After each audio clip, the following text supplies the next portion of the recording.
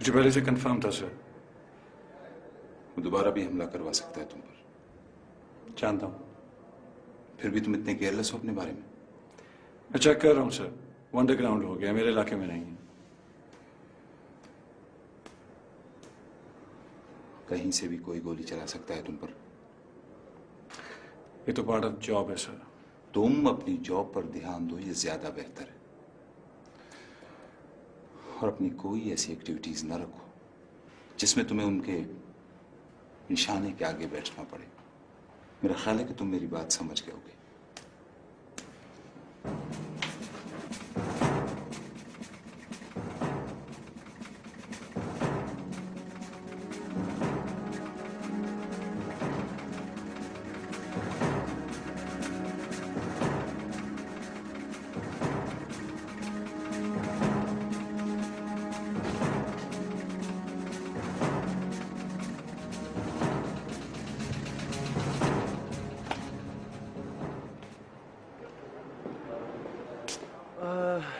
क्या कह रहे थे एसपी साहब?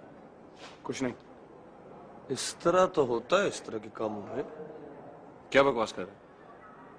लेकिन भाईजान बात यह है कि मोहब्बत एक ऐसा जुर्म है जिसकी गवाहियां जुर्म होने से पहले इकट्ठी होना शुरू हो जाती हैं। मेरे पास फजूल वक्त नहीं है तेरी तरह जाया करने के लिए। इसीलिए आजकल तुम मुझे बिल्कुल टाइम नहीं दे रहा। बेटा जी, तुम जो सारा दिन अपने ससुराल की निगरानी करते रहते हो, कहो तो पाबंद कर लो तुम्हें अपने साथ बिठाकर। एसएचओ साहब, ये जो मरहला होता है ना, ये तीसरा या चौथा होता है। और जहां तक बात है ना ससुराल की खिदमत या हिफाजत करने की, तो वो आपको भी करनी है। समझ में आई? बहरहाल एसपी साहब ठीक कह रहे थे, जरा अपना ख्याल ख्याल रखो, है थोड़ी जान शान बनाओ। ठीक है।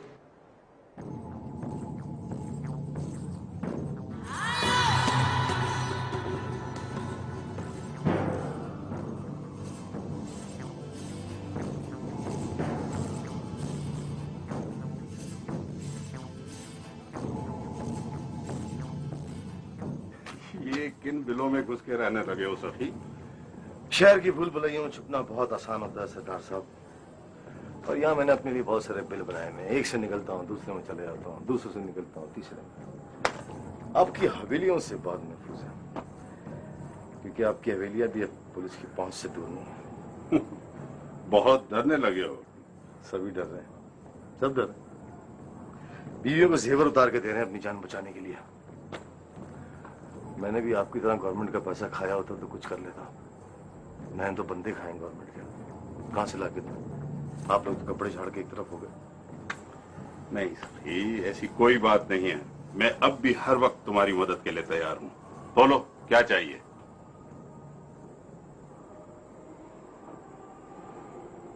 अयास। एसएचओ?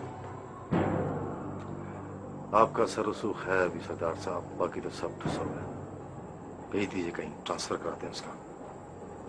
लेटा क्यों नहीं देते उसको? चाहिए है अपने डिपार्टमेंट का। पुलिस सारे काम छोड़ के मेरे पीछे पड़ जाएगी।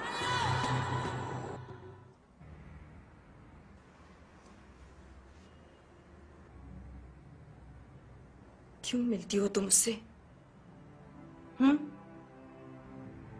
आज तुम्हारी वजह से मुझे कितनी बातें सुनना पड़ी हैं, मालूम है तुम्हें? 1000 बार समझाया है कि हम ये दोस्तियां, ये मोहब्बतें अफोर्ड नहीं कर सकते। फिर क्यों? खुद ही कटवा दिए पेपर। कितनी मुश्किल से तुम्हें यूनिवर्सिटी तक लेके गई थी। सब खत्म, सब खत्म। गलती आपकी है बाजी। 2 दिनों की आजादी या 4 किताबों की फॉर्मेलिटी की क्यों दिलवाई आपने मुझे? एक ना एक दिन ये सब कुछ खत्म होना ही था। डिग्री लेकर भी मुझे किसी भी हवेली या किसी बड़े बंगले की शोपीस बनना था। अब कम से कम डिग्री का दुख तो नहीं होगा मुझे।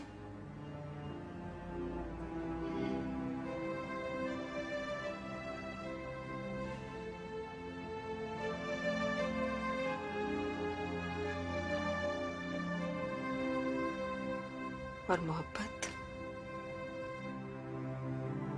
उसका दुख तो नहीं है ना तुम्हें?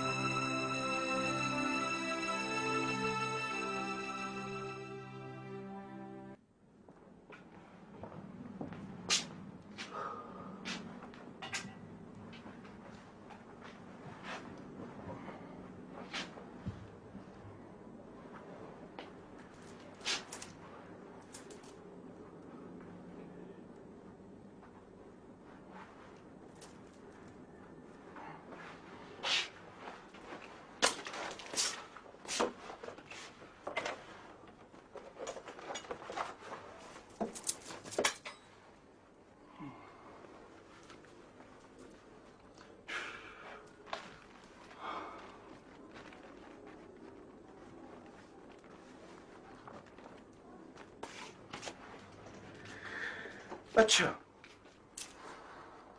तो इतने दिनों से आप इस तावीज के लिए आए थे? मुर्शिद बहुत दूर रहता है मेरा। क्या करामात है इस तावीज की? बेटा, दुश्मन अंधा हो जाएगा तुम्हारा। बाबा आप हर वक्त मेरे बारे में सोचते रहते हैं, कभी अपने बारे में भी सोचा है आपने? अरे बेटा, अपने बारे में इस उम्र में मैं क्या सोचूंगा? मैं तो सिर्फ तुम्हारी खुशियां देखना चाहता हूं।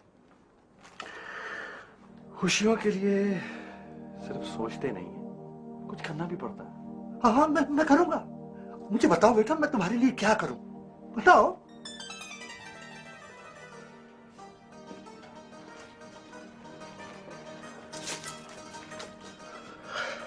वो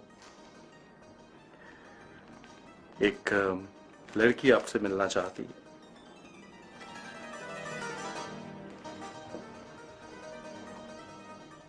और कितनी देर तक चलेगी मीटिंग? फिर भी कुछ अंदाजा? अच्छा, नहीं कोई खास बात तो नहीं, ऐसे ही उनसे कोई लड़की मिलने के लिए आई थी। चलो ठीक है, मेहरबानी। एसपी साहब ने एक बहुत ज़रूरी मीटिंग बुला रखी है, इलाके के तमाम एसएचओ को तलब किया गया। मीटिंग हो रही है, अयाज साहब शायद आपसे न मिल सके।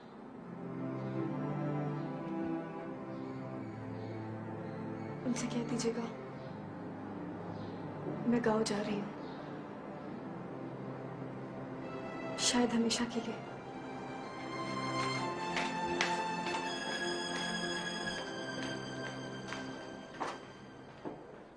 कहां जाता है वो जुर्म करने के बाद?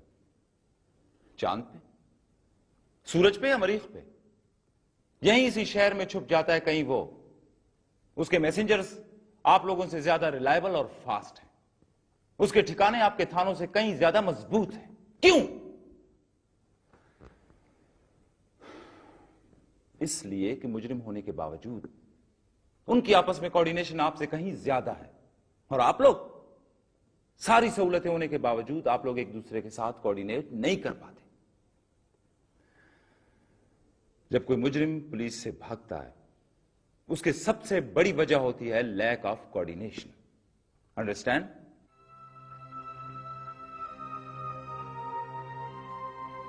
तुम शायद ठीक ही कह रहे थे बेरोज। जिस औरत के बारे में उसका अपना भाई मशकूक हो, उसके बारे में कोई भी कुछ भी कह सकता है।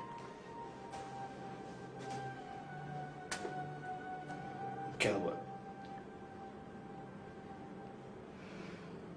भाई आया कल रात।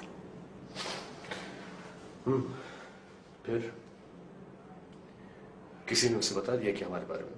नहीं, हमारे बारे में अगर उसे कुछ मालूम हो जाता तो शायद वो आता ही ना। तो फिर क्या हुआ?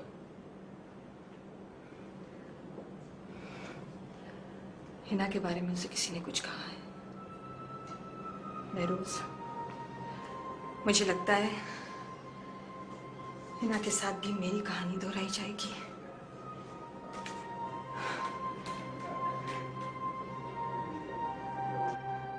कौन है वो? कोई पुलिस ऑफिसर है। ओह, फिर तो उसके पास बहुत पैसा होगा। और वैसे भी तुम्हारे भाई का क्राइटेरिया तो यही है ना। भाई का क्राइटेरिया सिर्फ उसकी अपनी मर्जी है और कुछ नहीं। मेरा ख्याल है खालदा कि तुम्हें हिना को सपोर्ट करनी चाहिए।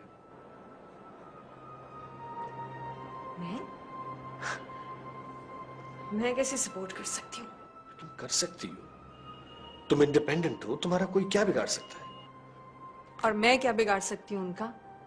उनकी उम्र जितनी बढ़ गई है, उनके बालों में जितनी ज्यादा सफेदी है, ज़हनियत पे उतनी ही जहालत छाती जा रही है।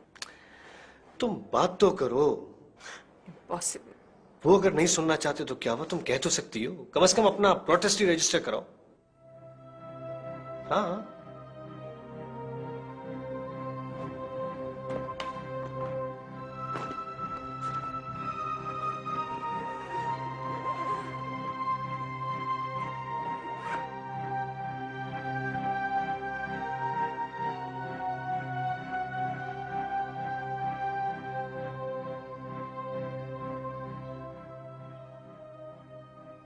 आपको एक बार अयाज से मिलना चाहिए। किस लिए? एहसान है उसका हमारे खानदान की इज्जत पर। क्या इज्जत दी है उसने हमें?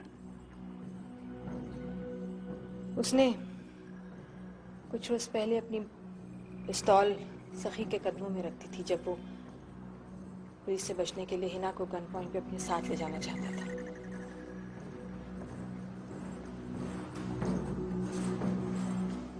ये क्या कहानी सुना रही हो तुम मुझे? ये कहानी नहीं है भाई। हिना की सारी यूनिवर्सिटी को मालूम है ये हकीकत। आप किसी से भी पूछ लें।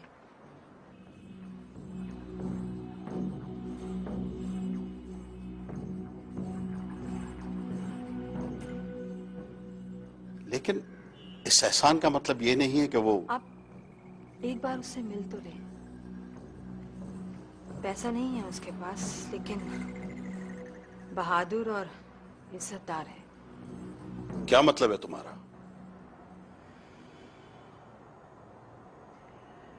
भाई, हम ऐसी लड़कियां हैं जो इज्जत और खैरत की खातिर किसी के साथ भी रह लेंगे, लेकिन हिना हमारी बेटी है, आपकी भी और मेरी भी।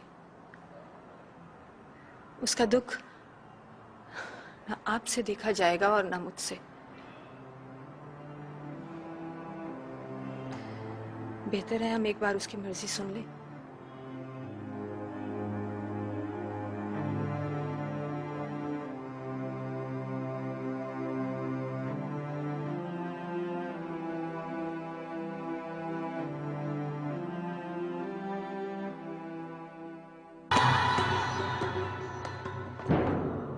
जी सरदार साहब,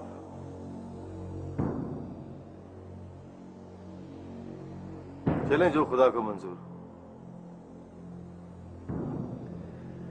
जोड़े तो आसमानों में बनते हैं सरदार साहब, उन्हें इससे क्या कि नीचे हम उनके बारे में क्या सोच रहे हैं।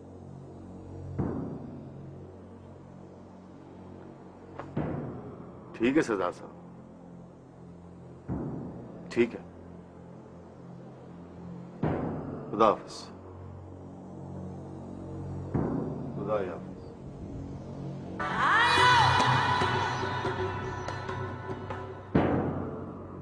शौकी,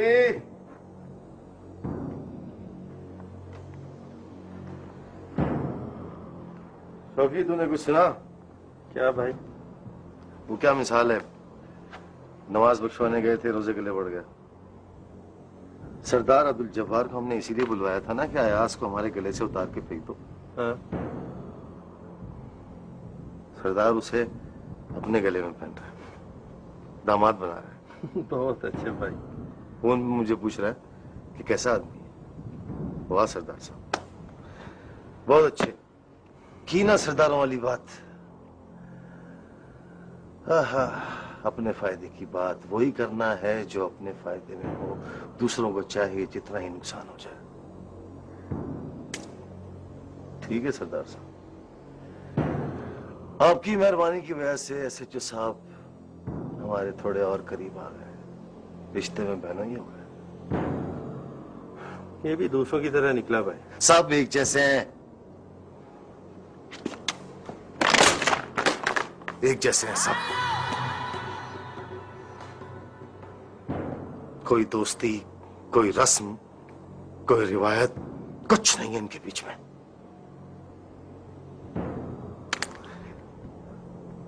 हम जैसे लोगों जितनी शराफत तक नहीं है इनमें।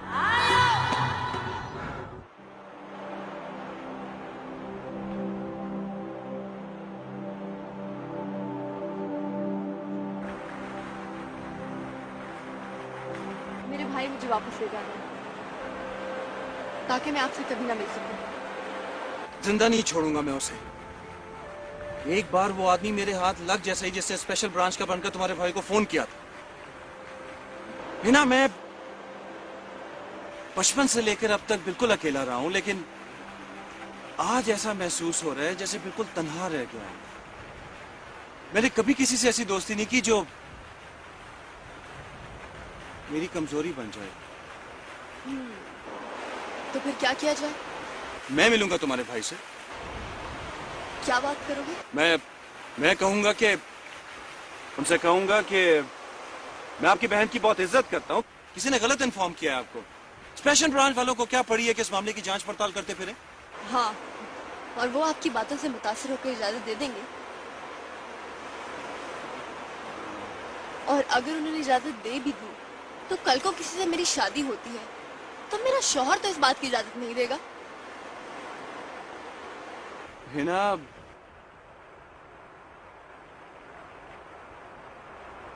आपकी शादी मुझसे नहीं हो सकती।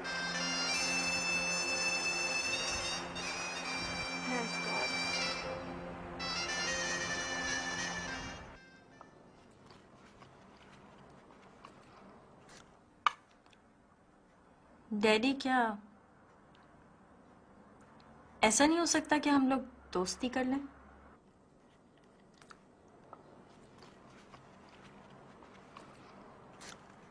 मैंने तो बेटा उसी दिन सॉरी कह दिया था, लेकिन तुम ही। जी डैडी, जब एतबार खत्म हो जाता है ना तो रिश्ते, मोहब्बतें, दोस्तियां सब खत्म हो जाते हैं। और आप जब तक शक करते रहे मुझ पे तो ये सब चीजें कैसे बहाल रह सकती थी? अब तुम्हें कैसे लगा कि मैं तुम पर शक नहीं कर रहा हूं? इसलिए कि अब मैं आप पे शक करने लगी हूं। हिसाब बराबर। किस बात का शक? कोई बात है जो आप मुझसे छुपा रहे हैं। क्या क्या बात?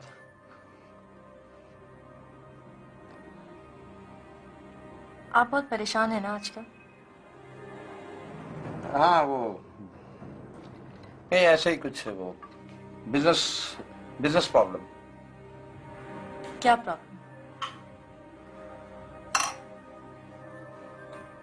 तुम नहीं समझ सकोगी।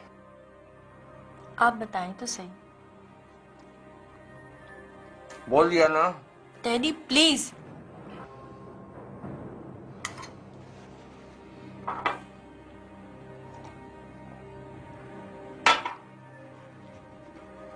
देखो बेटा, प्लीज एक बात गौर से सुन लो। कल से तुम मेरी तरफ से आजाद हो। तुम चाहो जाओ, आओ, जिससे चाहो मिलो, नहीं मिलो मेरी बला से। मेरी तरफ से तुम पर कोई शक नहीं है, लेकिन मुझ पर शक मत करना। मुझ पर शक मत करना।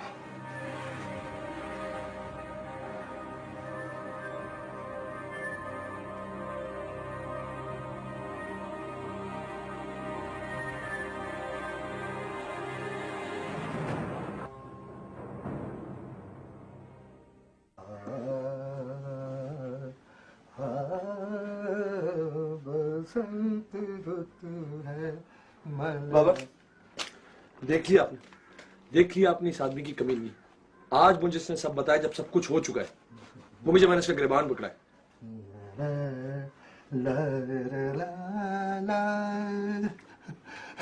तुमको ताज्जुब होगा, मुझे भी आज सुबह ही बताया उसने, और मुझे ये यकीन नहीं आ रहा कि मैं उसका रिश्ता लेने आज जा रहा हूँ। ये आदमी ना अपने पुलिस वाले से कभी बाज नहीं आएगा। ये ऐसे रिश्ता भिजवा रहा है जैसे छापा पड़वाने जा रहा हूँ। आखिरी वक्त पे नफरी जमा करके रेट जैसे पड़वा। बाबा की तैयारी पूरी हो गई? हाँ भाई देखो, मैं तो अपनी तरफ से बिल्कुल तैयार हूँ। अब जरा तुम देखो कि मैं तुम्हारे ससुराल के मयार के मुताबिक हूँ कि नहीं। बाबा मेरे बाप हैं, आपका मयार कपड़ों से नहीं है। हाँ बाबा, असल में इनका म्यार जो ना वो कपड़े हैं, वो हथियार है। आप एक अच्छी सी गन लेके अपने साथ जाइए। तुम चलो बाबा के लिए कोई टैक्सी वैक्सी लेके आओ। क्यों, गाड़ी का है? साथी काम है, सरकारी तो नहीं है। चलो ले आते हैं टैक्सी। अरे हाँ बेटा, एक बात तो बताओ भाई, मैं वहां जाकर किससे बात करूंगा? मतलब कि क्या बात करूंगा? अभी तक तो मुझे लड़की के नाम का ही पता नहीं है। बताया तो था आपको, बहना। एमए कर रही है। माशाल्लाह माशाल्लाह। अयाज भी पिछले दिनों एकेडमी में था, इम्तिहान ना दे सका, वरना इस दफा भी टॉप करता वो। अयाज कितने बरस का था जब से आपने पालने शुरू किया उसे? जी मैं समझा नहीं। आपको कब मिला था? नहीं, मेरा अपना बेटा है वो, जब्बार साहब। आपका बच्चा नहीं है वो, किसी से लेकर पाला है आपने उसे।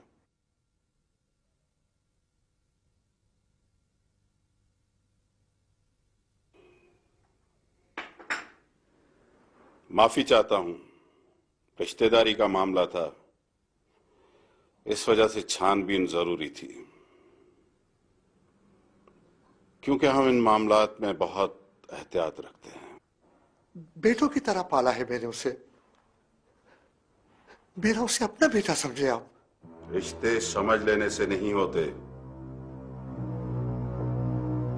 हसब नसब, जात, कौम, कबीला, खानदान,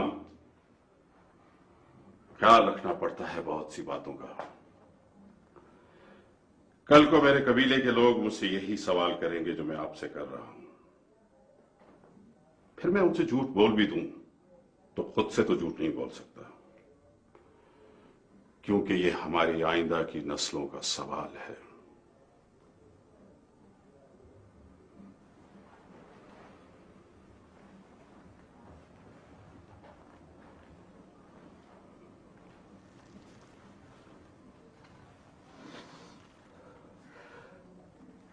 खुदा हाफिज।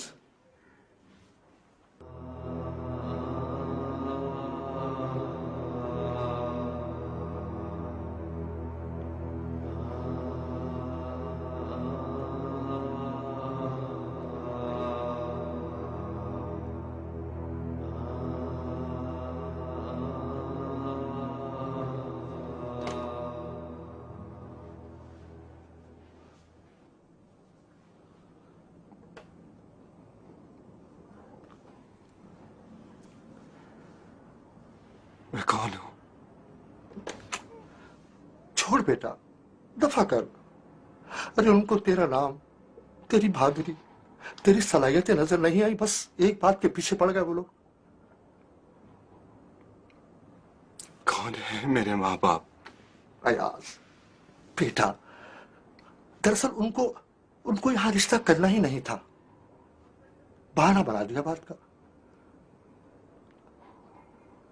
आज आपको बताना पड़ेगा। ये तो किस अंदाज में मेरे साथ बात कर रहा है? अरे मैं तेरा बाप नहीं हूं, लेकिन बाप की तरह तुझे पाला है मैंने। मैंने भी आज तक आपसे ये सवाल नहीं की, एक लम्हे को भी नहीं सोचा कि मैं आपका बेटा नहीं हूं, लेकिन आज मुझे जवाब चाहिए। सड़क पर पड़ा हुआ मिला है तू मुझे।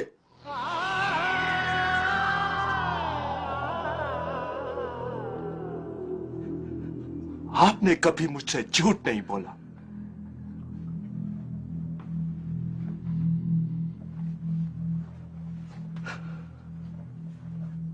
23 साल तक तुझे मैंने पाल पोस कर जवान किया, मगर आज तू एक जरा सी बात पर मेरे सामने इस तरह खड़ा हो गया जैसे जैसे किसी मुल्जिम का रिमांड लिया जा रहा हो।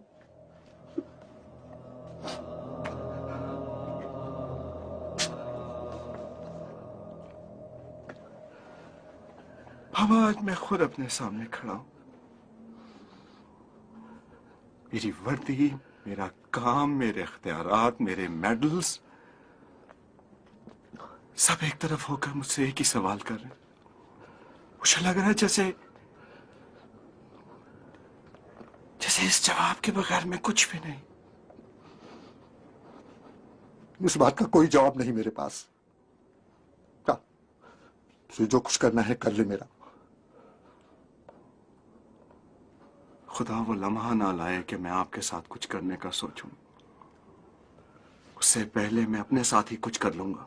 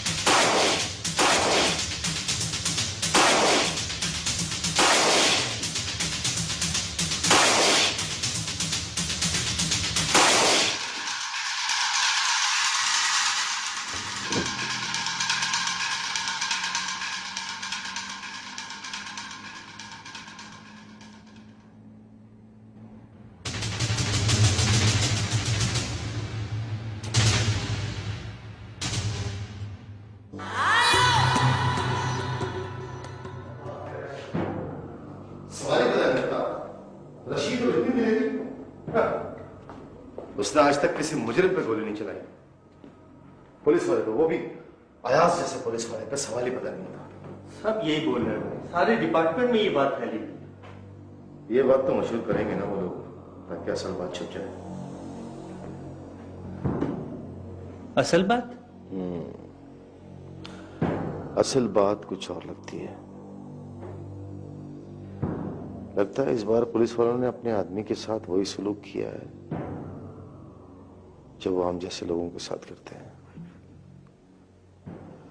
पुलिस एनकाउंटर, मावरे अदालत कत्ल, जाली मुकाबला। लेकिन क्यों भाई? रशीद उन पुलिस वालों में से है जो वर्दी पहन के डाका डालते हैं, जिनके जुर्म का सबको पता होता है लेकिन सबूत कोई नहीं होता। कई सखी और शौकीन उनके पीछे होते हैं, और अयाज जैसे लोग उन्हें अदालत में घसीटने के बजाय सड़कों पे घसीटते हैं। क्या क्या बोल रहे थे वो लोग? टांग कटेगी और क्या होगा? यार ये अयाज है कैसा आदमी, कितना सख्त जान है ये। आप तो इसका मुझे आम आदमी नजर आता है।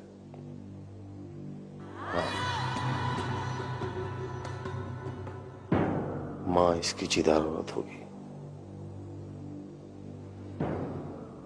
अब क्या मेरा ऐसे सामना हुआ तो पूछूंगा कि किसका दूध पिया है तुमने जो सखी से टकरा रहा है। अभी हम कुछ नहीं कर सकते। हमारा एक ऑफिसर शहीद हो गया और दूसरा शरीर जख्मी, और हमें जाए वकूअत से कोई गुरु नहीं है, इसलिए हम कोई अंदाजा कायम नहीं कर सकते। सर इससे अवाम पे क्या असर पड़ेगा?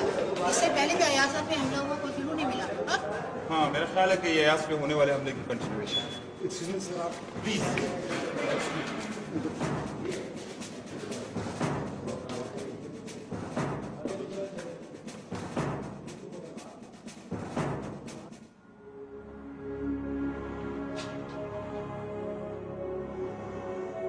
क्या सोच रहे हो ऐसे?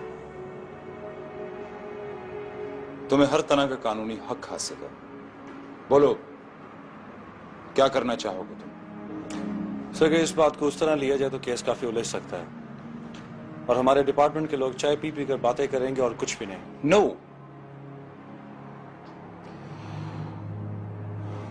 मुजरिम हैं वो लोग। They try to kill you. Sir, उनको उनके किए की सजा मिल चुकी है। It's all right. ओके, तो हम इस केस को क्लासिफाइड रखेंगे। Yes sir. I feel sorry for you Ayaz. एक बार फिर डिपार्टमेंट की इज्जत के लिए तुमसे नाइंसाफी हो रही है, लेकिन क्या किया जाए, इसका कोई और रास्ता भी तो नहीं। सियासी सिफारिशी और रिश्वत की भर्तियों का यही अंजाम होता है। लोग अपना पैसा और अपने मफादात के लिए बेचते जाते हैं इस वर्दी को। I understand sir. Sorry Ayaz.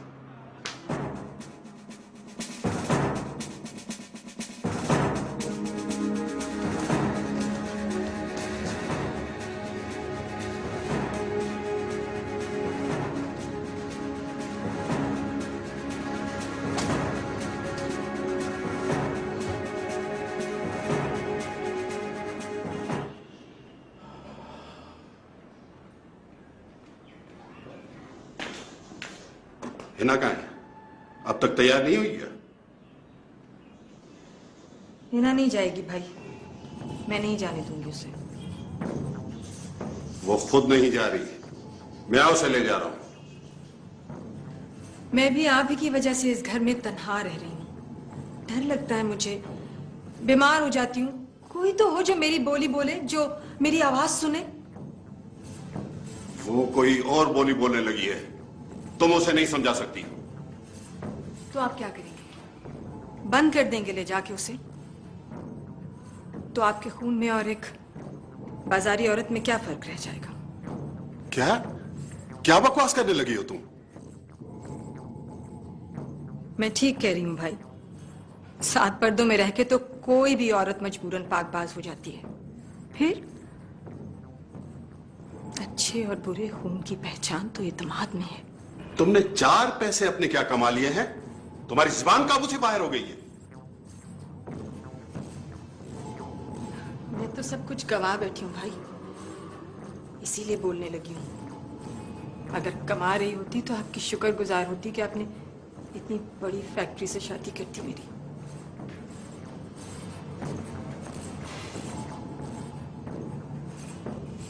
बिना बेटे दो।